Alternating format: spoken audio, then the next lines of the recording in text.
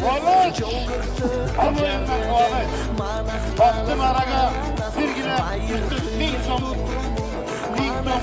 yurttaşlar, Atatürk, Mustafa Kul Çağandaz'ın çevresi, Nurullah Çağandaz'ın nevresi, Kamçıbek Baydın oğlu, Kuvanış Çağandaz. Birgilem, üstü 1000 som, dağı 1000 som, ırısıp Baktübek'in atıdan dağı 1000 som olasın, 2000 som birgilem. At kimdiki? Al 5000 takelem. Kaç paytın? Ha, Nurullah attın atın mı? Karakuş.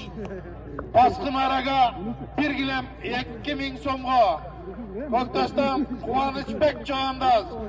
Kattatası Nurullah Çağandaz'dan Karakuş degen atı bilen taşlar bana salımını alıp gitti.